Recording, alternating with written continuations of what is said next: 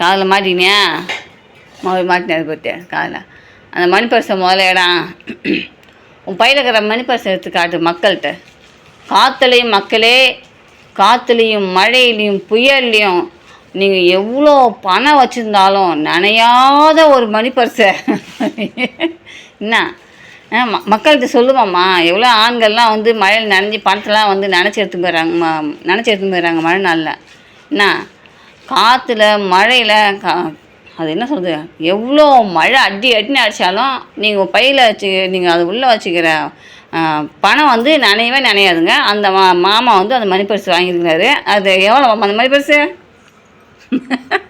அந்த மணி பர்ஸ் எவ்வளோ நீ வச்சுக்கிறிய? அந்த மணி பர்ஸ் எவ்வளோ? ரெடிமேட் மணி பர்ஸா? ₹1 இருக்குமா அந்த கவரு?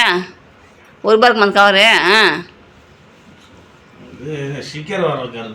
ஒரு மணி பர்ஸை காசு கொடுத்து வாங்கிறதுக்கு பால் மாறிக்கின்னு மக்களே. இது எல்லாத்துக்கும் காரணம் ஒன்று சொல்லுவார் பாரு, மழையில் நனையாமல் இருக்குமா. ஏன் மணி பர்ஸை அந்த கவரில் வச்சா மழையில் நனையாமல் இருக்காதா? ஒரு கவரில் பணத்தை வச்சுருக்காரு, காசு, அவர் முக்கியமான சீட்டெல்லாம் வச்சுருக்கிறாரு. இந்த மாதிரி ஒரு கஞ்ச பிசினாரிய எங்கன்னா பார்த்துக்கிட்டிங்களா? அது வந்து அந்த கவர் வந்து கம்பெனியில் என்னமோ வச்சுருந்த கவர். அதில் என்ன வரும், நிறைய அந்த கவர் எடுத்துன்னு வரேன், தினமும் ஃபோனை வச்சு எடுத்துன்னு வரேன். அது என்னதான் வருது? அதில் ஸ்டிக்கர் வருது.